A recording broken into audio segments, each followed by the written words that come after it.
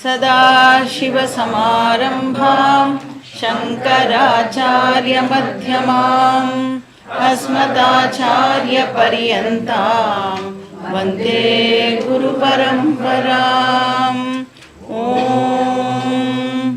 पार्थाय प्रतिबोधिता भगवता नारायणेन स्वयं व्यासेन ग्रथितां पुराणमुनिना मध्ये महाभारतम् अद्वैतामृतवर्षिणीं भगवतीम् अष्टादशाध्यायिनीम् अम्ब त्वामनुसन्ददामि भगवद्गीते भवद्वेषिणीं वसुदेवसुतं देवं कंसचाणूरमर्दनं देवकी परमानन्दं कृष्णं वन्दे जगद्गुरुं मूकं करोति वाचालं पङ्गुं लङ्घयते गिरिं यत्कृपातमहं वन्दे परमानन्दमाधवम्। ॐ सहना भवतु सहनौ भुनक्तु सह वीर्यं करवावहै तेजस्विनावधीतमस्तु मा विद्विषावहै। ॐ शान्ति शान्ति शान्तिः। हरिः ॐ श्री गुरुभ्यो नमः। हरिः ॐ।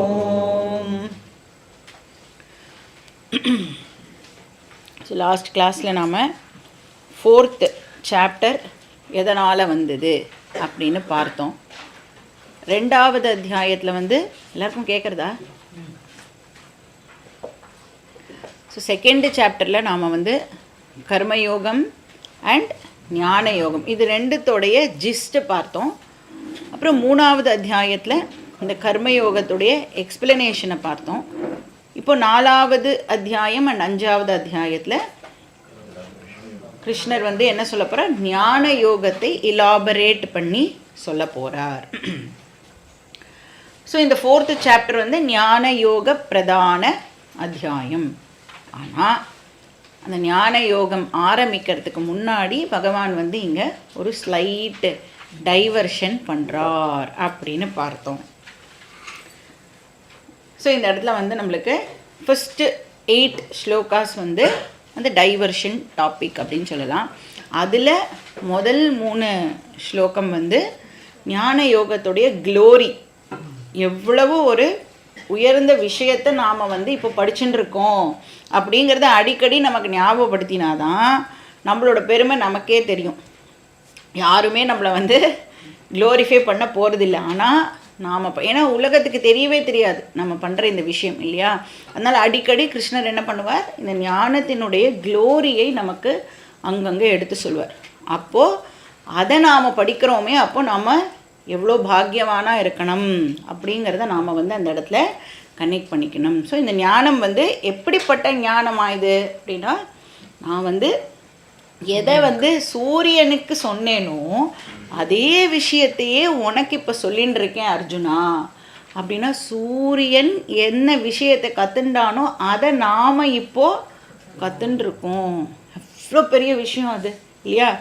விவஸ்வான் அவனுக்கு என்ன சொன்னேனோ அதே விஷயத்தை இப்போ நாம் எந்த இதுவும் இல்லாமல் அப்படியே அதை படிக்கிறோம் அப்படின்னா, இது எவ்வளோ டைம் டெஸ்டட் நாலெட்ஜாக இது இருக்கணும் இல்லையா?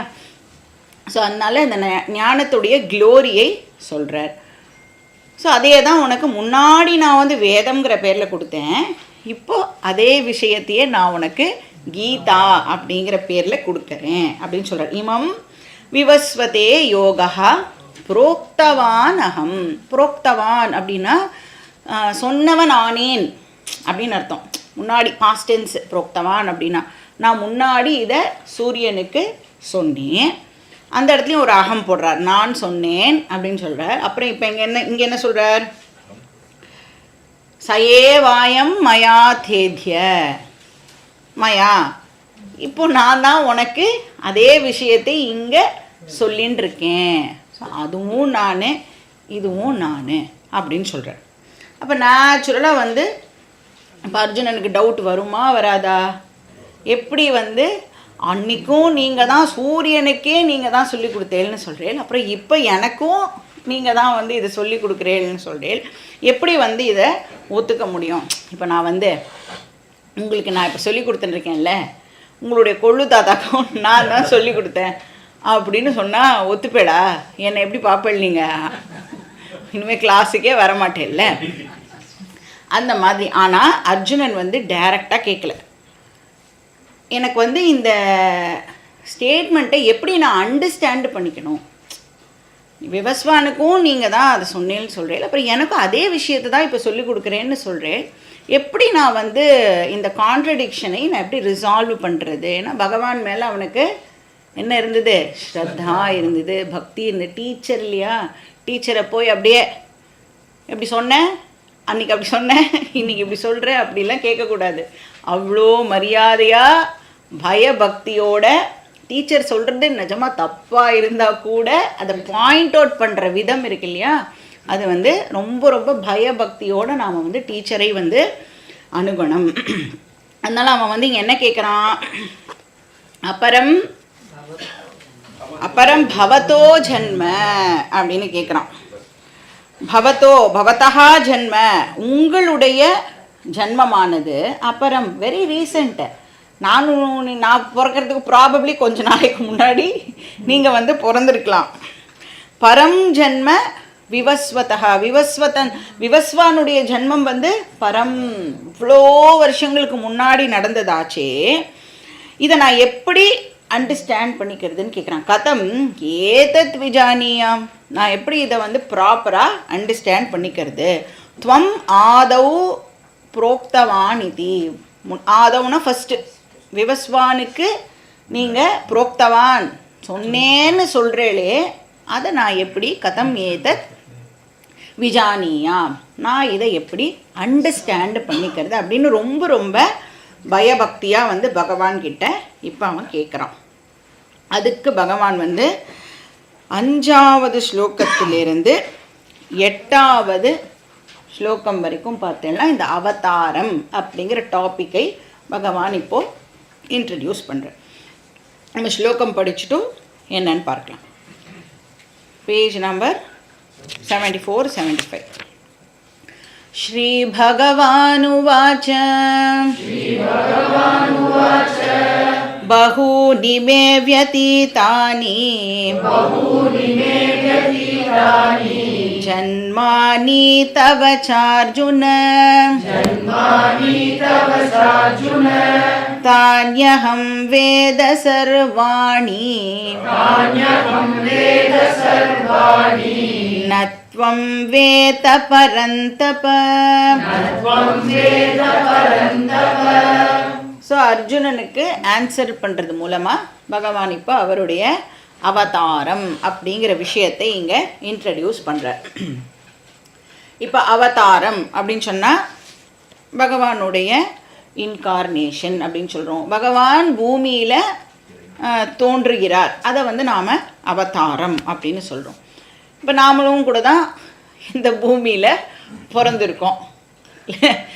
பகவானும் வந்து பூமியில் பிறக்கிறார். அது ரெண்டும் ஒன்று தானா, இல்லை அது ரெண்டும் வேறு வேறையா? நீங்கள் என்ன நினைக்கிறீங்க? டெஃபினட்டாக வந்து வேறு வேறு.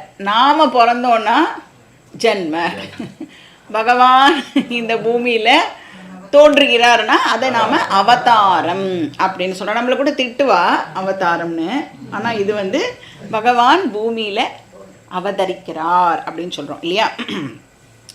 அப்போ டெஃபினட்டாக வந்து இது நம்மளுடைய ஜன்மாக்கும் ஈஸ்வர அவதாரத்துக்கும் வித்தியாசம் உண்டு.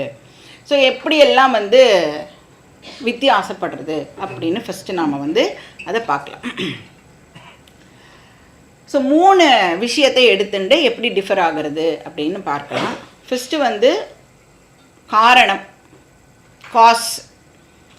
நம்மளுடைய ஜன்மாவுடைய காரணம் என்ன, பகவானுடைய அவதாரத்தினுடைய காரணம் என்ன, ரெண்டும் வந்து டெஃபினட்டாக டிஃப்ரெண்ட். ரெண்டாவது விஷயம் வந்து நேச்சர், ஸ்வரூபம். மனுஷ்ய ஜன்மஸ்வரூபம் என்ன, ஈஸ்வர அவதார ஸ்வரூபம் என்ன, இது ரெண்டுத்துலேயும் கூட பேதம் இருக்குது. ஸோ காரண பேதம் இருக்குது, ஸ்வரூப பேதமும் இருக்குது. மூணாவது என்னது, பர்பஸ். நாம் எதுக்கு ஜன்மம் எடுக்கிறோம், பகவான் எதுக்கு அவதாரம் பண்ணுறார், இது வந்து உத்தேச அப்படின்னு சொல்லுவோம்ல. எதை உத்தேசித்து நீ இங்கே வந்தேன் அப்படின்லாம் கேட்குறோம்ல. ஸோ என்ன உத்தேசம், ஸோ காரண பேத, ஸ்வரூப பேத, உத்தேச பேத. ஸோ எதை அக்கம்ப்ளிஷ் பண்ணுறதுக்காக பகவான் அவதாரம் பண்ணுறார், எதை அக்கம்ப்ளிஷ் பண்ணுறதுக்காக ஒரு மனுஷன் ஜன்மம் எடுக்கிறான். இப்போ வந்து மனுஷன் வந்து பிறக்கிறான், ஜன்ம அப்படின்னு ஒன்று ஏற்படுறதே, அதுக்கு என்ன காரணம், எதுக்காக மனுஷன் பிறக்கிறான், அதனுடைய காரணம் வந்து இக்னோரன்ஸ், அஜ்ஞானம். அஜ்ஞானத்தினால மனுஷனுக்கு ஜன்மா கிடைக்கிறது. இக்னோரன்ஸ், அறியாமை, அவித்யா. ஏன் வந்து அஜ்ஞானம் காரணமாகிறது, அஜ்ஞானம் இருக்கிறதுனால என்ன ஏற்படுறது, அகங்காரம் ஏற்படுறது. நான் யாரு அப்படின்னு எனக்கு தெரியலன்னா நான் என்ன பண்ணிடுவேன், என்னெல்லாம் எனக்கு தெரியுமோ அதெல்லாம் நான் அப்படின்னு சொல்லிடுவேன். ஆத்மாவை தவிர நான் வேறு எதெல்லாம் நானுன்னு சொல்கிறேனோ அதை தான் அகங்காரஹா அப்படின்னு சொல்கிறோம். இப்போ அஜ்ஞானம் இருக்கிறதுனால அகங்காரம் ஏற்படுறது. அகங்காரம் ஏற்படுறதுனால என்ன ஏற்படுறது, கர்மா ஏற்படுறது. நான் பாடி தான் நான் அப்படின்னு சொல்லிட்டேன்னா இந்த பாடி என்னெல்லாம் வேலை பண்ணுறதோ இப்போ நான் என்ன சொல்லிடுவேன், நான் பண்ணேன், நான் பண்ணேன், நான் தான் பெஸ்ட்டு, நான் தான் சூப்பர் அப்படிலாம் ஏன் சொல்கிறோம், பாடியோடு நாம் வந்து அசோசியேட் ஆகிக்கிறதுனால தான். அப்போ அஜ்ஞானத்தினால அகங்காரம் ஏற்படுறது, அகங்காரனால கர்மா ப்ராப்ளம் ஏற்படுறது. கர்மா ப்ராப்ளம் வந்தால் நேச்சுரலாக என்ன ஆகும், பாப புண்ணியம் ஏற்படும். பாப புண்ணியத்தினால தான் நமக்கு ஜன்மா கிடைக்கிறது. அப்போ ஜன்மா ஏற்படுறதுக்கு காரணம் அஜ்ஞானம். அதனே ரூட் காஸ் இல்லையா. இமீடியட் காஸ் வந்து பாப புண்ணியம்னு சொல்லலாம். அப்படியே நீங்கள் ட்ரேஸ் பேக் பண்ணிகிட்டே போனேன்னா எது ரூட் காஸ், அஜ்ஞானம் தான் இந்த மனுஷ ஜன்மாவுக்கு காரணம். அதனால தான் இது என்ன சொல்கிறோம் அப்படின்னா, சம்சாரத்தில் இந்த மனுஷன் விழுந்துடுறான். கீழே விழுதல், ஜன்மா அப்படின்னு சொன்னாலே விழுதல் அப்படின்னு அர்த்தம். தப்பக்கட்டியில் விழுந்துடுறோம் நம்ம சம்சாரத்தில், ஃபால் அப்படின்னு சொல்லுவாள். இதே ஈஸ்வராவை பொறுத்த வரைக்கும் அவருடைய அவதாரத்தினுடைய காரணம் என்னவா இருக்கும், டெஃபினட்டாக அஜ்ஞானமாக இருக்க முடியாது இல்லை, அஜ்ஞானம் கிடையாது. அதனால அவதாரத்தினுடைய காரணம் சர்வஜ்ஞத்துவம். சர்வஜ்ஞத்துவம்னா என்ன அர்த்தம், அனைத்தும் அறிந்தவர், ஆம்னிஷியன்ட் அப்படின்னு சொல்கிறோம்ல.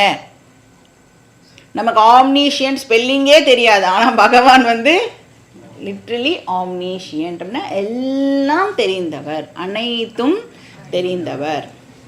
ஞஹ அப்படின்னு சொன்னாலே ஞானம்னு அர்த்தம். சர்வஜ்ஞத்துவம்னா நல்ல நாலேஜ் இருக்குது இந்த உலகத்தில், எல்லாமே பகவான்கிட்ட இருக்குது, எல்லா அறிவும் பகவான்கிட்ட இருக்குது. இப்போ அந்த சர்வஜ்ஞத்துவம் இருக்கிறதுனால பகவான் இப்போ பூமியில் அவதாரம் பண்ணுறார். So total knowledge. ஏன்னா அந்த நாலேஜ் இருந்தால் தான் என்ன பர்பஸை சால்வ் பண்ணணுமோ அதுக்கேற்ற மாதிரியான அவதாரத்தை பகவானால் எடுக்க முடியும். கரெக்டாக? அதனால பகவானுடைய அவதாரத்தின் காரணம் சர்வஜ்ஞத்துவம். அப்போ ஜீவ ஜன்ம எதனால் ஏற்படுறது? அஜ்ஞானாத். ஈஸ்வர அவதாரம் சர்வஜானாத் இல்லை ஞானாத். ஸோ அந்த அறியாமையே வந்து ஃபால், விழுதல் அப்படின்னு சொன்னால், இப்போ பகவான் டோட்டல் நாலேஜோட அவதாரம் பண்ணுறாருல, அதனால் அதை என்ன சொல்கிறோம் நம்ம? டிசெண்டன்ஸ், மேலிருந்து கீழே இறங்குதல். எதனால் பண்ணுறார்? Out of compassion. கருணாமூர்த்தி இல்லையா பகவான், அதனால நமக்காக பகவான் இப்போது அவதாரம் பண்ணுறார். இப்போ வந்து ஒரு கிணறு இருக்குன்னு வச்சுக்கோங்களேன். அந்த கிணத்துக்குள்ள ஏதோ ஒரு பொருள் விழுந்துடுது அப்படின்னா எப்படி விழும்? அது ஹெல்ப்லெஸ்ஸாக கீழே விழுந்துடும். கை தட்டியோ இல்லை எப்படியோ ஒன்று மிஸ் பண்ணி அது உள்ளே ட்ராப் பண்ணிட்டோம் அப்படின்னா தொப்பக்கட்டில்னு விழும்ல. அந்த மாதிரி தான் மனுஷன் வந்து தொப்பக்கட்டில்னு பிறக்கிறோம் நம்ம. அதே அந்த பொருளை ஒருத்தரை விட்டு நீங்கள் எடுக்கிறதுக்கு சொல்கிறேன் அப்படின்னா எப்படி அந்த பர்சன் இறங்குவார்? பொறுமையாக பார்த்து மேலேருந்து கீழே மெதுவாக பார்த்து இறங்கி அந்த பொருளை எடுத்துன்னு வருவார் இல்லையா? அப்போ ஈஸ்வர அவதாரம் மேலிருந்து கீழே இறங்குதல். எல்லாம் தெரிஞ்சு ஒன்று விழுந்திருக்கு, இப்போ நான் அதை எடுக்கிறதுக்காக என்னெல்லாம் வந்து அந்த கீழே இறங்கணும். அப்படியே குதிப்பானா? குதிக்க மாட்டான். கயரெல்லாம் கட்டின்ட்டு ஸோ என்னெல்லாம் ப்ரிகாஷன்லாம் எடுத்துட்டு பண்ணணுமோ அது மாதிரி பண்ணுவான் இல்லையா? ஆனால் அந்த பொருள் விழுந்தது எப்படி விழுந்தது? ஹெல்ப்லெஸ், வேறு வழியே இல்லாமல் அது வந்து விழுந்துடுது. ஸோ காரண பேதம் இருக்குது. இப்போ வந்து அஜ்ஞானத்தினால இந்த ஜீவா பிறக்கிறான் அப்படின்னு சொன்னால் அவனுடைய நேச்சர் எப்படி இருக்கும்? இந்த ஜீவாவுடைய ஸ்வரூபம் எப்படி இருக்கும்? சம்சாரியாவே அவன் இருப்பான். பத்த ஸ்வரூபா. எவ்வளவு காலத்துக்கு இக்னோரன்ஸ் இருக்கோ அவ்வளவு காலம் சம்சாரா கண்டினியூ ஆகும். ஸோ பிறக்கும்போது எப்படி பிறக்கணும்? நம்மளாம் அழுதுண்டே பிறக்கிறோம்ல. சில பேர் வாழ்க்கை முழுக்க அழுவா. அவகிட்ட நீங்கள் என்னெல்லாம் வசதி பண்ணி கொடுத்தா கூட அவளுக்கு அழறது பிடிக்கும். சில பேர் அந்த மாதிரி இருப்பாள். சில பேருக்கு சோகமான படம் பார்க்கறது பிடிக்கும்ல. அந்த மாதிரி அழுதுண்டே இருக்கிறது அவளுக்கு பிடிச்ச ஒரு விஷயமா இருக்கும். ஸோ சம்சாரின்னு அர்த்தம். அழுதோம் அப்படின்னா என்ன அர்த்தம்? சம்சாரி. ஏன் அழறா? ஏதோ ஒரு கம்ப்ளைண்ட்டு, இது இல்லை அது இல்லை, என்ன ஒழுங்காக பார்த்துக்கல, அதை பண்ணலை இதை பண்ணலை. ஸோ கம்ப்ளைண்ட் பண்ணுறோம் அப்படின்னாலே சம்சாரின்னு அர்த்தம். ஸோ ஹெல்ப்லெஸ்ஸாக இருக்கும்ல, மிசரபிளாக நம்மளோட லைஃப் இருக்கு இல்லையா? அதனால் அது வந்து ஜீவாவுடைய நேச்சர் வந்து சம்சார ஸ்வரூபம் ஆர் சம்சாரி. இதே ஈஸ்வரா எப்படி? நாலேஜ்னால அவருடைய அவதாரம் ஏற்படுறதுனால அவர் எப்படி, அவருடைய ஸ்வரூபம் எப்படி இருக்கும்? முக்த ஸ்வரூபம். இவன் பத்த ஸ்வரூபம்னா ஈஸ்வரா முக்த ஸ்வரூபம், நித்திய முக்த ஸ்வரூபம் ஆர் அசம்சாரி அப்படின்னு சொல்லலாம். ஜீவா சம்சாரினா ஈஸ்வரா வந்து அசம்சாரி. அதுக்கப்புறம் இந்த ஸ்வரூபத்திலேயே வந்து இன்னொரு டிஃப்ரென்ஸ் நம்ம என்னன்னு பார்த்தோம்னா, இப்போ நம்மளுடைய சரீரம் இருக்குல்ல, ஜீவ சரீரம், இது எதால் ஆக்கப்பட்டிருக்கு? பஞ்சபூதத்தினால இந்த சரீரம் ஆக்கப்பட்டிருக்கு. இப்போ பஞ்சபூதம் எங்கேருந்து வந்தது? எதுலேருந்து பஞ்சபூதம் வருது? தத்துவபோதம் அதுக்கு தான் கேட்கணும்னு சொல்லிட்டு, மாயாலேருந்து பஞ்சபூதமானது வருது. இப்போ நம்மளுடைய சரீரத்துக்கும் ஈஸ்வராவோட சரீரத்துக்கும் வித்தியாசம் என்ன அப்படின்னு பார்த்தோம்னா, நம்ம சரீரம் வந்து மாயாலேருந்து வர பஞ்சபூதத்திலேருந்து இந்த சரீரம் வந்திருக்கு. அதனால தான் பௌத்திகம்னு சொல்லுவோம். பாஞ்ச பௌத்திகம். இந்த சரீரமே பௌத்திக சரீரம்னு பேர். இதே ஈஸ்வராவோட சரீரம் டைரக்டாக மாயாலேருந்து வரும். அந்த பஞ்சபூதம்க்கு போய் அப்புறம் வரதெல்லாம் இல்லை, டைரக்டாக மாயாலேருந்து அவருடைய சரீரமானது அவருக்கு கிடைக்கிறது. அதனால ஈஸ்வராவோட சரீரத்தை மாயிக சரீரம் அப்படின்னு சொல்லுவோம். ஜீவாவோட சரீரம் பௌத்திக சரீரம் அப்படின்னு பேர். இப்போ வந்து ஒரு சாலிட் இருக்குன்னு வச்சுக்கோங்களேன். அந்த சாலிட் வந்து கேஸாக மாறணும் அப்படின்னு சொன்னால் நடுவில் என்ன ஆகும்? லிக்விடாக ஆகி அதுக்கப்புறம் வேப்பராக மாறும். இதே சில சப்ஸ்டன்ஸ்லாம் இருக்குது, லிக்விட் ஆகாமல் டைரெக்டாக வேப்பர் ஆகும். கேம்ஃபர், கற்பூரம் எடுத்துட்டோன்னா லிக்விட்லாம் ஆகாது, சாலிடாக இருக்குது, டைரெக்டாக சப்ளிமேஷனா அது அது மாதிரி ஆகும்ல. அந்த மாதிரி பகவானுடைய சரீரம் டைரெக்டாக மாயாலேருந்து, நம்ம சரீரம் ஒரு இன்டர்மீடியரி, ஒரு ஸ்டெப்பு. மாயாலேருந்து பஞ்சபூதம், பஞ்சபூதத்துலேருந்து நம்ம சரீரம். எல்லாத்துக்கும் எக்ஸாம்பிள் இருக்குது. அது எப்படி அப்படின்னு நீங்கள் கேட்கவே முடியாது. ஸோ சரீரத்தில் இந்த பேதமானது இருக்குது. ஸோ ஈஸ்வராவுடைய சரீரம் வந்து முக்த மாயிக சரீரம் அப்படின்னு சொன்னால், ஜீவாவோடது என்னது? பத்த பௌத்திக சரீரம். ஸோ ஃபஸ்ட்டு வந்து காரண பேதம் பார்த்தோம், ரெண்டாவது ஸ்வரூப பேதம் பார்த்தோம். இப்போ மூணாவது என்ன பார்க்கணும்? உத்தேசம் ஆர் பர்பஸ். சரி, இந்த ஜீவா வந்து எதுக்காக ஜென்மா எடுக்கிறான்? கர்மாவை கழிக்க, பாப புண்ணியத்தை க்ஷயம் பண்ணுறதுக்காகத்தான் இந்த ஜீவா ஜென்மம் எடுக்கிறான். சரி, நம்ம எத்தனையோ ஜென்மமாக சேர்த்து வச்சுருக்கோமே, அந்த பாப்பத்தினுடைய பேர் என்ன? சஞ்சிதம் அப்படின்னு பேர். அப்புறம் இப்போ இந்த கரண்ட் ஜென்மாவில் நாம் எக்ஸாஸ்ட் பண்ணுறோமே, அதுக்கு என்ன பேர்? பிராரப்தம் அப்படின்னு பேர் இல்லையா? இப்போ இந்த பிராரப்தத்தை நான் வந்து கழிக்கணும், எக்ஸாஸ்ட் பண்ணணும் அப்படின்னு சொன்னால் எப்படி என்னுடைய பிராரப்தம் கழியும்? என்னோட பாப புண்ணியம் எப்படி கழியிறது? சுக எக்ஸ்பீரியன்ஸ் ஆர் துக்க எக்ஸ்பீரியன்ஸ், இது மூலமாக தான் என்னுடைய பாபம் அண்ட் புண்ணியம் வந்து எக்ஸாஸ்ட் ஆகிறது. அப்போ இந்த சுக துக்க எக்ஸ்பீரியன்ஸை நான் அண்டர்கோ பண்ணுறதுக்கு எனக்கு ஒரு அப்ராப்ரியேட் சரீரமானது தேவைப்படுது. சுக துக்காதி போக ஆயத்தனம். ஸ்தூல சரீரம்னா என்ன அர்த்தம்? சுக துக்காதி போக ஆயத்தனம் தத்துவபோதால நாம் வந்து படிச்சிருக்கோம். இப்போ ஒரு பிராரப்தம் ஒன்று ரெடி ஆகிடுறது, சஞ்சிதத்துலேருந்து ஒரு பர்டிகுலர் போர்ஷன் ரெடி ஆகிடுறது. இப்போ இந்த பிராரப்தம் ஒரு பர்டிகுலர் பாப்பம், பர்டிகுலர் புண்ணியம் தான் இருக்கும் இல்லையா? இதெல்லாம் எக்ஸாஸ்ட் ஆகணும்னா அதுக்கேற்ற மாதிரியான சரீரம் இருந்தால் தான். இப்போ நான் கல்லால் அடி வாங்கணுன்னே இந்த சரீரம் இருந்ததுன்னா மோஸ்ட்டாக வந்து நம்ம அக்செப்ட் பண்ண மாட்டோம். ஒரு நாயோ இல்லை வேறு ஏதோ இருந்தால் அப்போ தான் வந்து கல்லால் அடிலாம், ஜென்ரலாக சொல்கிறேன் நான் ஒரு இதுக்கு. அப்போ அந்த மாதிரியான ஒரு ஸ்பெசிஃபிக் சரீரமானது நமக்கு தேவைப்படுறது. இப்போது அதுக்கு இந்த ஜீவா வந்து ஜென்மத்தை எடுக்கிறான். பாப புண்ணியத்தை க்ஷயம் பண்ணுறதுக்காக இந்த ஜீவா வந்து ஜென்மம் எடுக்கிறான்.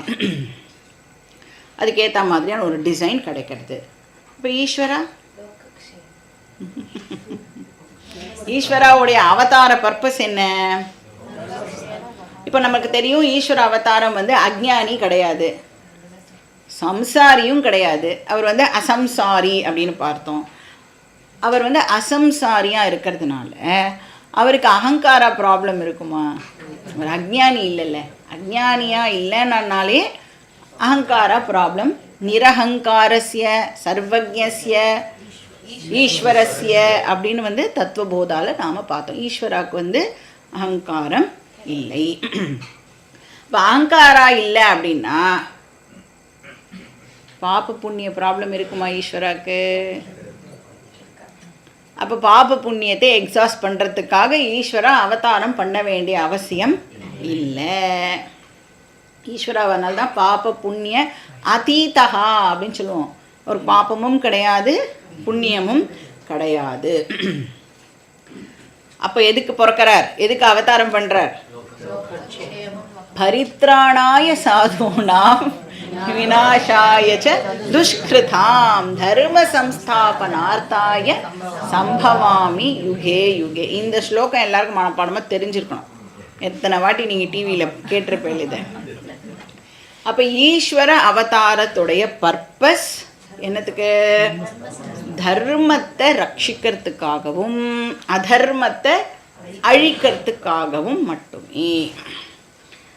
தர்மவான்களை காப்பாற்றி அதர்மீகளை அழிக்கிறது தான் ஈஸ்வர அவதாரத்தோட பர்பஸ். ஸோ தர்ம ரக்ஷணம், அதுக்கப்புறம் அதர்ம நிகிரகம் அப்படின்னு சொல்லலாம். அவளை வந்து அழிக்கிறது. ஸோ உலகத்தை அதர்மத்திலிருந்து பகவான் வந்து காப்பாற்றுறார். அதனால தான் வந்து என்ன மாதிரியான சரீரம் எடுத்துக்கணும் அப்படிங்கிறது, என்ன மாதிரியான சிச்சுவேஷனில் இப்போ உலகம் இருக்குது, யாரை அழிக்கணும் யாரை காப்பாற்றணும் அப்படிங்கிறத பொறுத்து பகவான் ஒரு சரீரத்தை வந்து டிசைடு பண்ணி எடுத்துப்பார். ஸோ ஒரு அவதாரம் நீங்கள் பார்த்தீங்கன்னா ஒரு சரீரத்தில் பகவான் வந்து அவதாரம் பண்ணியிருப்பார். இப்போ நீங்கள் இந்த சினிமாலெலாம் நம்ம பார்த்துருப்போம், தேவர்கள்லாம் என்ன பண்ணுவா, போய் பகவான்கிட்ட பிரார்த்தனை பண்ணுவாள். இந்த மாதிரி இந்த லோக்கத்தில் இவாளுடைய அட்டகாசம் ரொம்ப தாங்கவே முடியல, நீங்கள் ஏதாவது பண்ணி அவளுடைய கொட்டத்தை அடக்கணும், சரி போயிட்டு வா. பகவான் வந்து இந்த பிரம்மாஜி என்ன பண்ணிவிடுவார், எல்லாம் வரவா போகிறவாளுக்கெல்லாம் வரத்தை வந்து கொடுத்துருவார், இந்தா எடுத்துக்கோ அப்படின்னு. அதுக்கப்புறமே அவளே வந்து இப்போ என்ன பண்ணணும், அதுலேருந்து எப்படி வந்து மக்களை காப்பாற்றுறது அப்படின்னு சொல்லி பகவான் வந்து இப்போது என்ன அவதாரம் எடுக்கிறது அப்படின்னு வந்து பார்ப்பார். இப்போ ஒரு ராவணனை அழிக்கணும் அப்படின்னு சொன்னால் என்ன அவதாரம் எடுத்தார்? மனுஷ்ய அவதாரம் வந்து எடுக்க வேண்டியதாக இருந்தது. ஏன்னா ராவணன் ஸ்பெசிஃபிக்காக கேட்டான், மனுஷனை தவிர வேற யாராலையும் நான் வந்து சாகக்கூடாதுன்னு கேட்டான். ஏன் அப்படி கேட்டான்? அவ்வளோ கான்ஃபிடென்ஸ் ஒன்று, மனுஷனால் என்ன கொலை பண்ண முடியாதுங்கிற ஒரு ஒரு ஒரு ஒரு என்ன குண்டு தைரியம் அப்படின்னு சொல்லலாம், அந்த மாதிரியான ஒரு நம்பிக்கை அவனுக்கு இருந்தது. அதனால பகவான் வந்து அந்த லூப் ஹோலை பயன்படுத்தி என்ன பண்ணிட்டார், மனுஷ அவதாரம் எடுத்து அவனை வந்து வதம் பண்ணார் அப்படின்னு சொல்லலாம். அப்போ பகவானுடைய அவதாரம் அந்த இடத்துல மனுஷ அவதாரமாக இருக்கணும் அப்படின்னா பகவான் இந்த மாயிக்க சரீரமே எப்படி இருக்கும்னா மனுஷ சரீரமாக இருக்கும். அப்போ எதை பேஸ் பண்ணி சரீரத்தை எடுத்துக்கிறார் அப்படின்னா எந்த சிச்சுவேஷன், தர்ம பரிபாலனத்தை பொறுத்து அவர் வந்து அந்த சரீரத்தை எடுத்துக்கிறார். இப்போ ஹிரண்யகசிபு அப்படின்னா மனுஷ அவதாரம்லாம் அங்கே செட் ஆகாது. அவன் பயங்கரமாக கண்டிஷன்லாம் போட்டான் இல்லை, இதுவும் இருக்கக்கூடாது அதுவும் இருக்கக்கூடாது அதுவும் இருக்கக்கூடாது இதுவும் இருக்கக்கூடாது அப்படின்னு. அதனால் என்ன பண்ணார், பாதி மனுஷன் பாதி மிருகம், அப்புறம் எந்த ஆயுதத்தினாலையும் நான் வந்து சாகக்கூடாது அப்படிலாம் கேட்டான். அப்புறம் வாசல்லையும் இருக்கக்கூடாது, பின்னாடியும் இருக்கக்கூடாது, காத்தாலையும் இருக்கக்கூடாது, ராத்திரியும் இருக்கக்கூடாது, இந்த மாதிரி ஸோ மெனி கண்டிஷன்ஸ். அதனால இப்போ பகவான் வந்து நரசிம்ம அவதாரம் அப்படிங்கிறதை எடுத்தார். ஸோ பர்பஸ் வந்து தர்ம சம்ஸ்தாபனம், லோக க்ஷேமம் அப்படின்னு நாம் வந்து சொல்லலாம். ஸோ அதுக்கேற்ற மாதிரி பாடியோடைய டிசைனும் வந்து பகவான் எடுத்துப்பார். ஒரு பக்தன் வந்து அவன் ஒன்றுமே தெரியாதவன், ரொம்ப லேமேனவன், அவன் வந்து டெய்லி வந்து கோவிலுக்கு போவான். கோவிலுக்கு போய் எல்லாரும் எப்படி ப்ரே பண்ணுறா அப்படின்னு வந்து வாட்ச் பண்ணிகிட்டே இருக்கான். அவனுக்கு ஸ்லோகம்லாம் தெரியாது, எதுவுமே தெரியாது. அதனால் அவன் என்ன பண்ணுறான், கோவிலில் பூஜை பண்ணுறவா இருப்பாள்ல அவகிட்ட போய் டெய்லி கேட்பான், நான் வந்து பகவானை எந்த ஃபார்மில் வர்ஷிப் பண்ணணும். ஒரு நாளைக்கு கூட அவர் வந்து பதிலே சொல்ல மாட்டார். இவன் வந்து இந்த மாதிரி நம்மளை வந்து தொந்தரவு பண்ணிகிட்டே இருக்கானேன்னு கரெக்டாக அவனுக்கு பதில் சொல்லாமல் டெய்லி அவனை டாட்ச் பண்ணிகிட்டே இருப்பார். அப்புறம் ஒரு நாள் வந்து கோவத்தில் என்ன சொல்லுவார், இந்த எருமை மாடு இருக்கு பாரு, அந்த ஃபார்மில் நீ பகவானை வர்ஷிப் பண்ணு அப்படின்னு சொல்லி அமுச்சு விட்டு, அவனும் என்ன பண்ணுவான், சின்சியராக அந்த அட்வைஸ் எடுத்துட்டு பகவானை எப்படி அவன் வந்து வர்ஷிப் பண்ணுவான்னா எருமை மாடோடைய ஃபார்ம்லேயே வந்து பகவானை வந்து வர்ஷிப் பண்ணும். இப்போது ஒரு நாளைக்கு வந்து அந்த கோவிலில் ஒரு உற்சவம் நடக்கிறது. அப்போது சந்நிதியிலேருந்து சுவாமியை வந்து வெளியில் எடுத்துன்னு வரும். எல்லாரும் ட்ரை பண்ணுறாங்க வெளியில் எடுத்துன்னு வரத்துக்கு. வெளியிலேயே எடுத்துகிட்டே வர முடியல, ஏதோ ஒன்று தடுக்கிறது. அப்போ இவன் வந்து அந்த இடத்துல இருக்கான். இவனை வந்து உள்ளே அலோவ் பண்ணல, இவன் வெளியில் இருக்கான். இவன் வந்து அங்கேருந்து பார்த்து சொன்னா, பட் கொம்பு வந்து அந்த இதில் மாட்டின்னு இருக்கு, அதை வந்து ரிமூவ் பண்ணுங்க வந்துடும் அப்படின்னா யாருமே ஃபஸ்ட்டு கேட்குறதுக்கு தயாராக இல்லை. ஆனால் எவ்வளோ ட்ரை பண்ணியாச்சு, சரி இவன் சொல்கிறது கொஞ்சம் கீழே இறக்கி எடுக்கணும் அவ்வளோதானே அப்படின்னு சொல்லிட்டு இறக்கி எடுத்தால் வந்துடுறது. இப்போது பகவான் வந்து அந்த பூஜை பண்ணுறவருக்கு ஒரு பாடம் நடத்தணும் அப்படின்னு சொல்லி இந்த மாதிரி ஒரு இன்சிடெண்ட் நடக்கிறது அப்படின்னு சொல்கிறான். இப்போ இதுலேயே என்ன தெரிஞ்சுக்கிறோம், பகவானை நீ எந்த ஃபார்மில் வேணும்னாலும் வர்ஷிப் பண்ணலாம். ஏன்னா இருக்கிறது பகவான் மட்டும்தான் இருக்கார், இங்கே வேறு யாருமே இல்லை. அதனால் எந்த ஃபார்மில் வேணும்னாலும் நாம் பகவானை இன்வோக் பண்ணலாம். ஸோ அதனால் வந்து இப்போ பர்பஸ் வந்து பகவானுக்கு ஏன் அவதாரம் பண்ணுறார், தர்ம சம்ஸ்தாபனம். நாம் ஏன் ஜன்மம் எடுக்கிறோம், கர்ம க்ஷயம், பாப புண்ணிய க்ஷயம். ஸோ ஃபஸ்ட்டு வந்து என்ன பார்த்தோம், காரண பேதம் பார்த்தோம். என்ன டிஃப்ரென்ஸு, காரணத்தில் ஜீவ ஜன்மா வந்து அஜ்ஞானத்தினால ஏற்படுறது, ஈஸ்வர அவதாரம் வந்து ஞானத்தினால ஏற்படுறது. ஸ்வரூப பேதம் என்ன, மனுஷன் வந்து சம்சாரின்னு பார்த்தோம், அப்புறம் பௌத்திக சரீரம்னு பார்த்தோம். அங்கே வந்து அசம்சாரி மாயிக சரீரம். அப்புறம் என்ன பர்பஸு, புண்ணிய பாபக்ஷயம், இது வந்து தர்ம ரக்ஷணம். அப்போது பகவான் வந்து அஜ்ஞானியாக இல்லாத காரணத்தினால அவர் சர்வஜத்வம், அவர்கிட்ட வந்து டோட்டல் நாலேஜ் இருக்கிறதுனால பகவான் இங்கே என்ன சொல்கிறார், நான் நிறைய அவதாரங்களை எடுத்திருக்கேன், இதுக்கு முன்னாடி நான் என்னெல்லாம் அவதாரம் எடுத்தேங்கிறதும் எனக்கு தெரியும், இதுக்கப்புறம் நான் என்ன பண்ண போகிறேங்கிறதும் எனக்கு தெரியும் அப்படிங்கிறது தான் இந்த ஸ்லோகத்தில் சொல்கிறார். அர்ஜுனா, ஆனால் நீனு மனுஷ்ய ஜீவாவாக இருக்கிறதுனால உனக்கு உன்னுடைய பாஸ்ட் ஜென்மாஸ் எல்லாம் தெரியாது. நீயும் நிறைய ஜென்மாஸ் எடுத்திருக்க, ஆனால் உனக்கு உன்னுடைய பாஸ்ட் பற்றிலாம் தெரியாது, ஃப்யூச்சர்லேயும் என்ன நடக்க போகிறதுன்னு உனக்கு தெரியாது அப்படின்னு சொல்கிறார். பாஸ்ட் பற்றி தெரியாமல் இருக்கிறது ரொம்ப நல்லது, ஃப்யூச்சரை பற்றி தெரியாமல் இருக்கிறது அதை விட ரொம்ப நல்லது. இப்போ எப்படி இருக்கோமோ இதை விட பெஸ்ட்டாக பகவானால் நமக்கு எதையுமே வந்து கொடுக்க முடியாது. ஸோ அதை தான் வந்து இந்த ஸ்லோகத்தில் வந்து பகவான் வந்து சொல்கிறார். இப்போ வந்து ஒரு பர்சனை ஆர் இது வந்து கிருஷ்ண அவதாரம், ராம அவதாரம், எப்படி வந்து நான் வந்து அதை அக்செப்ட் பண்ணுறது, எப்படி நான் அதை நம்புறது அப்படின்னு நீங்கள் கேட்டீங்கன்னா, சாஸ்திரத்தில் சொல்லப்படுறது இது அவதாரம் அப்படின்னு. சாஸ்திரம் சொல்லிடுத்துனா நோ அப்பீல், அதை அப்படியே நாம் வந்து எடுத்துக்கணும். அப்புறம் வேறு ஒரு பர்சனை எடுத்து இவர் அவதாரமாக இருக்கலாமா அப்படி எல்லாம் நம்மளால் வந்து கண்டுபிடிக்க முடியாது. அந்த மாதிரி ஏதாவது ஒரு பர்டிகுலர் பர்சன்கிட்ட ஏதோ சித்திலாம் இருக்குன்னு வச்சுக்கோங்களேன், அதெல்லாம் வச்சு இந்த பர்சன் ஒரு வேளை அவதாரமாக இருக்கலாமா அப்படின்னு நீங்கள் யோசிச்சீங்கன்னா அதுக்கு பேர் பிலீஃப். அது உங்களுடைய சொந்த நம்பிக்கையை சேர்ந்தது. ஆனால் சாஸ்திரம் வந்து இது ஈஸ்வர அவதாரம், நரசிம்ம அவதாரம், வாமன அவதாரம் அப்படின்லாம் சொல்லிட்டுனா அதெல்லாம் நிஜமாக அவதாரம். அந்த அவதாரம் எப்படி வந்தது அதெல்லாம் நம்ம பார்த்தோம் இல்லையா, காசு, பர்பஸ்ஸு, நேச்சர் இதெல்லாம் இருக்குல்ல, இதெல்லாம் அதுக்கு அப்ளை ஆகும்.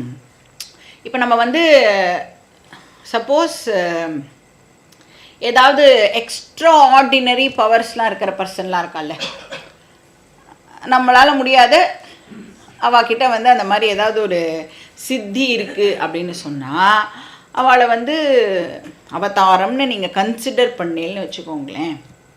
நீங்கள் என்ன சொல்கிறா, ராட்சசாஸ்லாம் இருந்தால அவளுக்கு கூட நிறைய சித்திலாம் இருந்தது, இப்போ அவளை அவதாரம்னு நம்ம சொல்லுவோமா?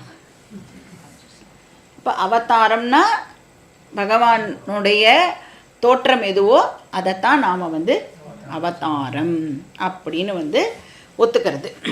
பாக்கி எல்லாம் வந்து நம்மளுடைய ஒரு நம்பிக்கைக்காக வேணால் நீங்கள் அந்த மாதிரி சொல்லிக்கலாம். ஈஸ்வர அவதாரமாகவே இவர் வந்திருக்கார் அப்படின்லாம் நீங்கள் சொன்னீங்கன்னா அதெல்லாம் பியூர்லி உங்களுடைய நம்பிக்கையை பொறுத்தது. இப்போது ராமர் எடுத்துட்டேள் அப்படின்னு சொன்னால், ராமர் வந்து அவதாரம் அப்படின்னு சொன்னால் எதுக்கு சீதையை தேடி போகிறதுக்கு ஆஞ்சநேயரோட ஹெல்ப்பெல்லாம் எடுத்துட்டார்? அவர் தான் அவதாரம் ஆச்சே. சர்வஜ்ஞா அப்படின்லாம் வேற சொல்கிறோமே. அப்புறம் சேது பந்தனம் அதெல்லாம் எதுக்கு பண்ணுறார்? அப்போ தானே இப்போ நம்ம ராமர் கோவில் கட்டுவோம்ல. மனுஷ அவதாரம் எடுத்தா அதுக்கு உண்டான என்ன விஷயமோ அதுபடி அவர் நடந்துட்டார். ஏன்னா அவர் அந்த அவதாரம் எடுத்ததுடைய பர்பஸும் நீங்கள் என்ன அப்படின்னு பார்த்தீங்கன்னா, மனுஷனுக்கு எப்படி தர்மமாக வாழணும் அப்படிங்கிறதை வாழ்ந்து காட்டினார். அதுக்காகவும் அந்த அவதாரம் அந்த பர்பஸையும் அது சர்வ் பண்ணிது இல்லையா? அதனால இப்போ கிருஷ்ணர் எடுத்துட்டேல் அப்படின்னா, கிருஷ்ணர் எதுக்காக அவதாரம் பண்ணார்? டீச்சிங்கை கொடுக்கறதுக்காக மட்டுமே கிருஷ்ணர் அவருடைய அவதாரத்தை பண்ணார். ஏன்னா இந்த கம்சன் அழிக்கிறது அதெல்லாம் ஒரு பெரிய விஷயமே கிடையாது இல்லை. பட் இந்த மாதிரி ஒரு ஜகத்குரு அப்படிங்கிறதுக்காக மட்டுமே பகவான் கிருஷ்ணர் இங்கே அவதாரம் பண்ணியிருக்கார் அப்படின்னு நாம் சொல்லலாம். இப்போது கிருஷ்ணர் சர்வஜ்ஞா அவதாரம் எல்லாமே இருக்கட்டுமே அப்படின்னா, அர்ஜுனனுக்கு அப்படியே அவன் கஷ்டப்பட்ட போது அவன் சம்சாரியாக இருக்கான் பாவம், அவனை நம்ம மோட்சம் கொடுத்து அவனை காப்பாற்றிடலாம் அப்படின்னு சும்மா அப்படியே தலையில் ஏதாவது ஒரு கையை வச்சு கிளம்பு, அவ்வளோதான், உனக்கு இனிமேல் நெக்ஸ்ட் ஜென்மா கிடையாது சொல்லி அனுப்பிச்சிருக்கலாமே இல்லையே. ஏன் அப்படி பண்ணலை? அவர் பகவானே நினச்சா கூட உனக்கு ஞானம் வரலன்னா மோட்சம் கிடைக்காது. அப்போ ஞானத்தை எப்படி கொடுக்க முடியும்? ஒரு டீச்சர் ஆனாதான் அந்த ஞானத்தை இம்பார்ட் பண்ண முடியும். அதனால பகவான் அந்த இடத்துல கூட ஜகத்குரு ஆகி அவனுக்கு டீச்சிங்கை கொடுத்து அவனுக்கு ஞானத்தை சொல்லி கொடுக்குறார். ஸோ அவருடைய அவதார பர்பஸ் தர்ம சம்ஸ்தாபனம்னு சொன்னாலும் மெயினாக பார்த்தீங்கன்னா டீச்சிங், கீதாக்காக தான் அவர் அவதரிக்கிறார். ஸோ வசுதேவசுதம் தேவம் கம்ச சாணூர மர்தனம் தேவகி பரமானந்தம் கிருஷ்ணம் வந்தே ஜகத்குரும். ஸோ இங்கே ஸ்லோகத்தில் என்ன சொல்கிறது அப்படின்னா, பகூனிமே வியதீதானி, ஹே அர்ஜுனா பகூனி ஜன்மானி மே வியதீதானி, நீ பல ஜன்மங்கள் நீ எடுத்திருக்க, பல சரீரங்கள் உனக்கு கிடச்சிருக்கு. அது மாதிரி நானும் நிறைய அவதாரம் எடுத்திருக்கேன். பட் உனக்கும் எனக்கும் என்ன வித்தியாசம்? அகம் தானி சர்வாணி வேதகா, நான் என்னெல்லாம் அவதாரம் எடுத்தேன்னு எனக்கு நன்னா தெரியும். வேதகா அப்படின்னு சொன்னால் ஐ நோ அப்படின்னு அர்த்தம். எனக்கு எல்லா பாஸ்ட் சரீரமும் என்னன்னு தெரியும். ஏன்னா சர்வஜ்ஞா நான், நித்திய முக்தகா நான். ஆனால் நீ எப்படி? துவம் ந வேத, உனக்கு அது எல்லாம் தெரியாது. உன்னுடைய பாஸ்ட் ஜென்மாவும் உனக்கு தெரியாது. பாஸ்ட் சரீரத்துக்கு ஏன் நம்ம அவ்வளோ தூரத்துக்கு போனோம்? பாஸ்ட் கிளாஸ் என்ன நடந்ததுன்னே உனக்கு தெரியாது. நீ ஏன் உன் பாஸ்ட் சரீரத்தை பற்றிலாம் கவலைப்படுற? துவம் ந வேத ஹே பரந்தப. பரந்தபனா அர்ஜுனனை கிருஷ்ணர் அட்ரஸ் பண்ணுற. நெக்ஸ்ட் ஸ்லோகம் படிக்கலாம். ஸ்லோகா நம்பர் 6. அஜோபி சன்னவ்யயாத்மா பூதானாமீஸ்வரோபி சன் பிரகிருதிம் ஸ்வாமதிஷ்டாய சம்பவாம்யாத்ம மாயையா. ஸோ இந்த ஸ்லோகத்தில் அவதாரத்தினுடைய ஸ்வரூபத்தை பற்றி கிருஷ்ணர் சொல்கிறார். என்ன சொல்கிறார்? அகம் அஜஹா, அகம் அவ்யயாத்மா அப்படின்னு சொல்கிறார். அகம் ஈஸ்வர பூதானாம் அஜஹா அப்படின்னு சொன்னால் நான் பிறக்கவே இல்லை அப்படின்னு சொல்கிறார். நான் பிறப்பற்றவன் அப்படின்னு எனக்கு தெரியும் அர்ஜுனா அப்படின்னு கிருஷ்ணர் இங்கே சொல்கிறார். நான் பிறப்பில்லாத பிரம்மன் அப்படின்னு சொல்கிறார். ஈவந்தோ மக்கள் எல்லாரும் என்னை கிருஷ்ண ஜெயந்தி நான் பிறந்தேன்னு சொன்னாலும் என் பேரை சொல்லி எல்லாரும் நன்னா சீடை முறுக்கு தட்டை வெண்ணெய் எல்லாம் சாப்பிட்டாலும் நான் ஆக்சுவலி பிறக்கவே இல்லை அப்படின்னு சொல்கிறார். ஐ ஆம் பர்த்லெஸ். அப்போ இந்த சரீரம் அப்படிங்கிறது மாயிக்க வேஷம். ஒரு பர்பஸுக்காக இந்த காஸ்டியூமை நான் இப்போ போட்டுண்டு வந்திருக்கேன் அப்படின்னு சொல்கிறார். பார்த்தோம்ல, ந ஜாயத்தே மிரியத்தே வா கதாச்சித் நாயம் பூத்வா பவிதா வா ந பூயः அஜோ நித்ய சாஸ்வதோயம் புராணः ந ஹன்யதே ஹன்யமானே ஷரீரே. அங்கே சொன்னார் அஜஹா, அதே வார்த்தை தான் இங்கேயும் யூஸ் பண்ணுறார். ந ஜாயத்தே இதி அஜஹா, பிறப்பில்லாதது எதுவோ அது அஜஹா. அவ்யயாத்மா அப்படின்னா நான் சேஞ்சும் ஆகிறது கிடையாது. ஐ ஆம் சேஞ்ச்லெஸ் அப்படின்னா நான் கொஞ்ச காலம் இருந்து காலத்தினால அப்படியே ஏதாவது க்ஷீணமாக போய் ஒரு நாள் இல்லாமல் போயிடுவேனா, அந்த மாதிரிலாம் நான் இல்லை. I am not subject to decay. அவ்யயாத்மா அப்படின்னா வியம் அப்படின்னு சொன்னோம்னா செலவழியறதுன்னு அர்த்தம். அவ்யயம்னா செலவழியாதது அப்படின்னா எந்த விதமான டிகேயும் ஆகாத, அழிவிற்கு உட்படாதன்னு அர்த்தம். அந்த தேய்மானம்லாம் எனக்கு கிடையாது. ஜராமரண வர்ஜிதா. இப்போ நம்மளுக்கு இந்த சரீரத்தை எடுத்துட்டேன்னா எத்தனை விதமான மாறுதல் அடையிறது இந்த சரீரம். ஷட்டு விகாரம் அஸ்தி, ஜாயத்தே வர்த்ததே விபரிணமத்தே அபக்ஷீயத்தே வினஷ்யதி. அபக்ஷீயத்தே இப்போ 60 வயசுக்கு மேலே இருக்கிறவாள்லாம் என்ன ஸ்டேஜில் இருக்கா? அப்படியே தேஞ்சு முட்டிலாம் தேஞ்செடுத்து பின்னாடிலாம் தேஞ்செடுத்துலாம் சொல்கிறாள்ல, இப்போ அது பேர் அபக்ஷீயத்தை. ஏன்னா இந்த பாடியோடைய நேச்சர் அது என்னவோ அதை கரெக்டாக அது அண்டர்கோ பண்ணுறது. பகவான் சொல்கிறார், என்னுடைய நேச்சர் அவ்யயம், தேஞ்சு போகிற நேச்சர் எனக்கு இல்லை. பூதானாம் ஈஸ்வரஹா அப்படின்னு சொல்கிறார். பூதானாம் அப்படின்னா நான் எல்லா லிவிங் பீயிங்ஸ் அப்படின்னு அர்த்தம்.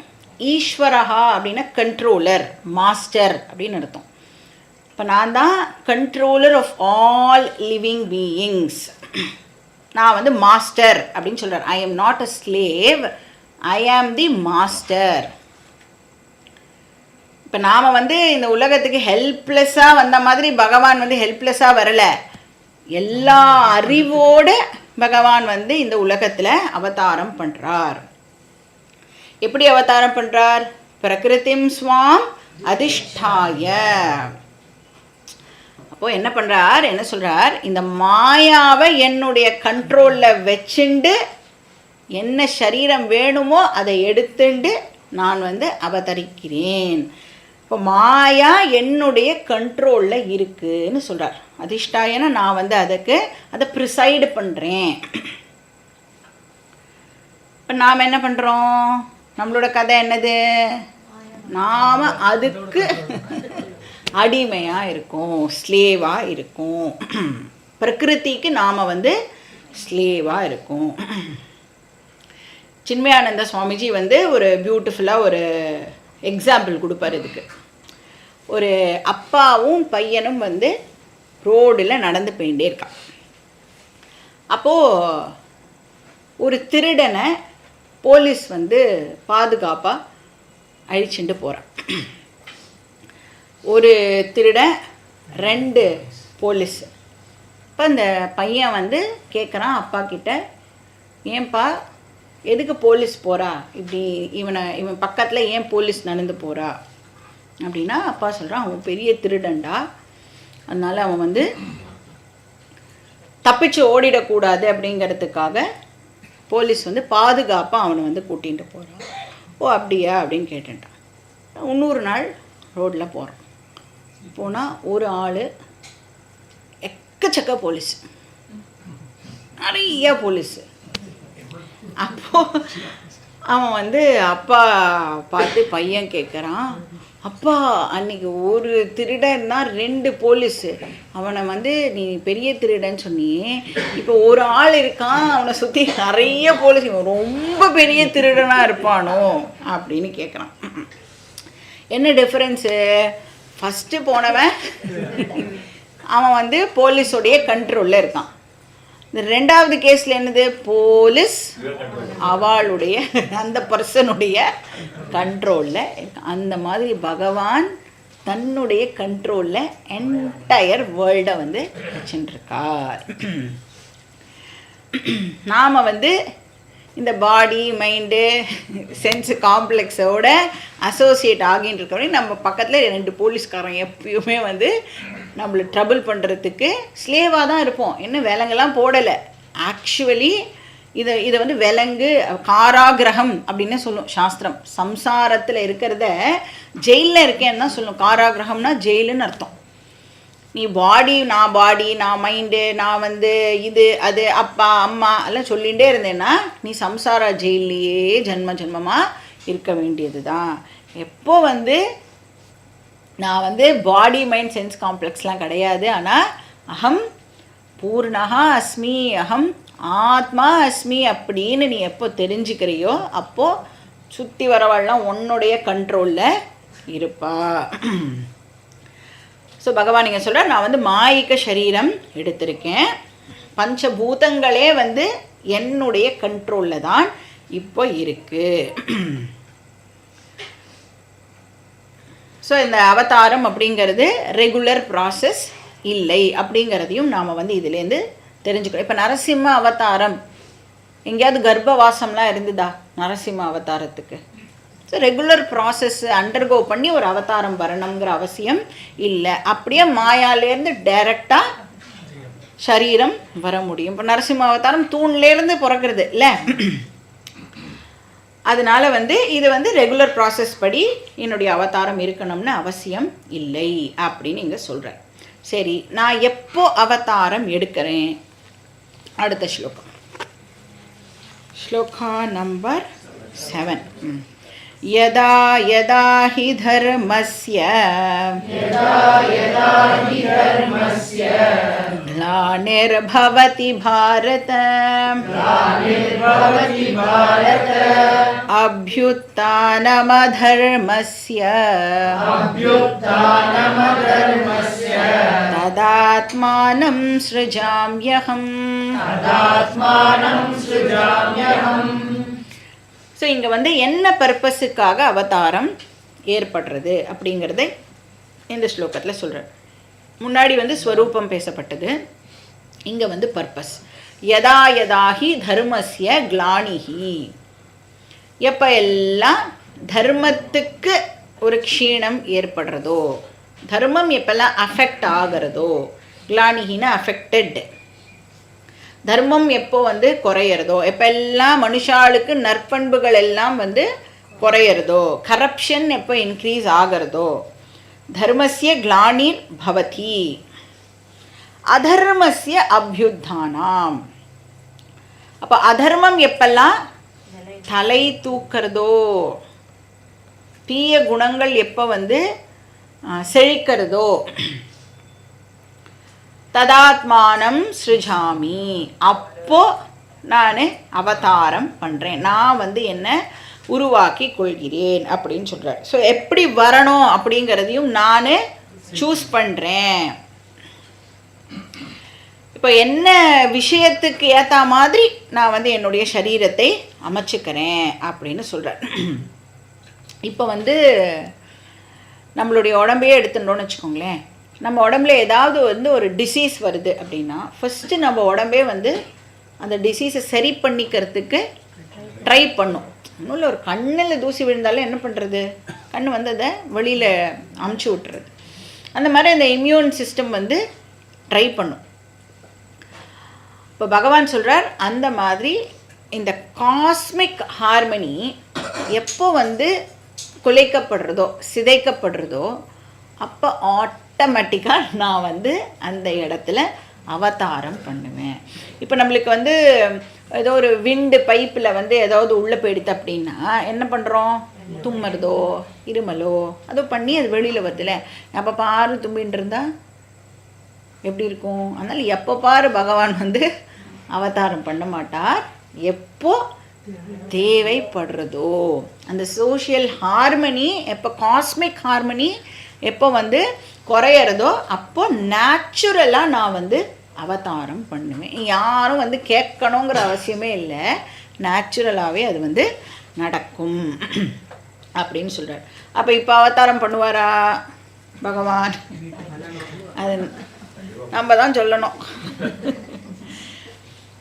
எப்போ தேவையோ அப்போ பகவான் வந்து அவதாரம் பண்ணுவேன் அப்படின்னு சொல்லியிருக்காரு. அதனால் நம்ம வந்து வெயிட் பண்ணுவோம். சரியா? எப்போ வரார் அப்படின்னு பார்க்கலாம். ஸோ யதா யதாஹி தர்மஸ்ய கிளானிஹி, தர்மத்துக்கு எப்போ வந்து ஒரு சிதைவு ஏற்படுறதோ, எப்போ அதர்மம் தலை தூக்கிறதோ அந்த நேரத்தில் நான் ஸ்ருஜாமி, வரவேண்டிய நேரத்தில் கரெக்டாக வருவேன் அப்படின்னு சொல்கிறேன். Next shloka number 8. परित्राणाय साधूनां विनाशाय च दुष्कृतां धर्म संस्थापनार्थाय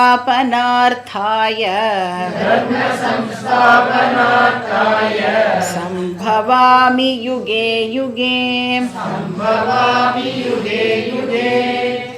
சரி, பகவான் வந்து எப்படி தர்மத்தை காப்பாற்றி எப்படி அதர்மத்தை அழிப்பார்? தர்மத்தை காப்பாற்றுறது அப்படின்னா பகவான் எப்படி தர்மத்தை காப்பாற்றுவார்? தர்மத்தை யாரெல்லாம் ஃபாலோ பண்ணுறாளோ அவளை காப்பாற்றுறது மூலமாக பகவான் தர்மத்தை காப்பாற்றுவார். தார்மீக புருஷ ரக்ஷணேன, தார்மீக புருஷர்கள் இருக்கால்ல, தர்மத்தை ப்ராப்பராக ஃபாலோ பண்ணி வாழ ரட்சிக்கிறது மூலமாக பகவான் தர்மத்தை ரட்சிக்கிறார். ஸோ தார்மீக புருஷ ரக்ஷணேன தர்மஹா ரக்ஷதி பவதி, அப்படி தான் தர்மத்தை பகவான் வந்து காப்பாற்றுறார்.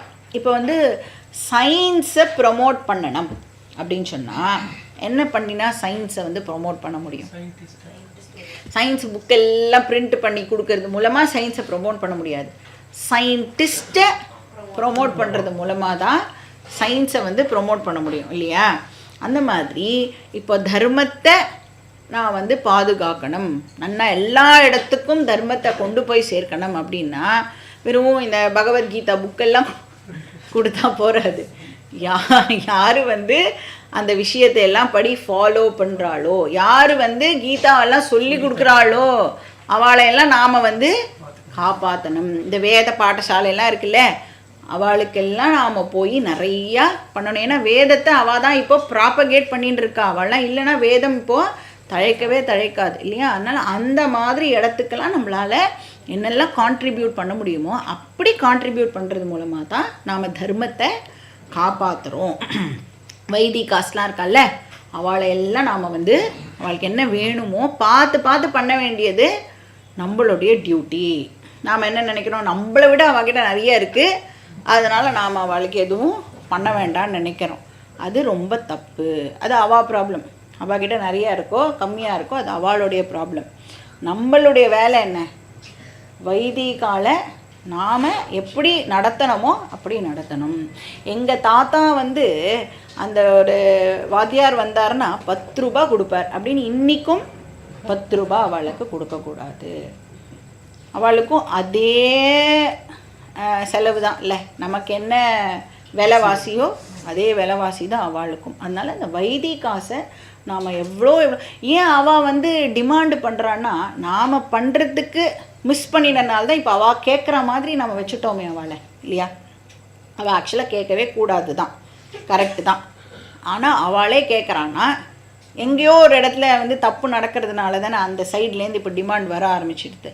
அதனால் அந்த மாதிரி வைதிகாஸ், வேத பாட்டசாலை, இந்த மாதிரி விஷயங்கள் எல்லாம் நாம் வந்து நிறையா கான்ட்ரிபியூட் பண்ணுறது மூலமாக வேதத்தை நாம் வந்து ப்ரொமோட் பண்ணணும். வேதத்தை ப்ரொமோட் பண்ணலைன்னா நேச்சுரலாக தர்மம் வந்து நாம் ப்ராபகேட் பண்ணுறோம் அப்படின்னு அர்த்தம். ஸோ இது வந்து தர்ம ரக்ஷணம். அப்புறம் அதர்மத்தை எப்படி அழிப்பார்? யார் அதர்மம் பண்ணுறாளோ அவளை அழிக்கிறது மூலமாக அதர்மத்தை பகவான் வந்து அழிக்கிறார். ஸோ அதார்மிக புருஷः நாசேன அதர்மः நாசः பவதி. அப்போ சிஷ்ட ரக்ஷணம், துஷ்ட சிக்ஷணம். துஷ்ட அப்படின்னு சொன்னால் அதர்மம் பண்ணுறவா, சிக்ஷணம் அப்படின்னு சொன்னால் பனிஷ்மெண்ட்டுன்னு அர்த்தம். துஷ்ட சிக்ஷணம் அப்படின்னா அந்த துஷ்ட மக்களை வந்து பனிஷ் பண்ணுறது மூலமாக.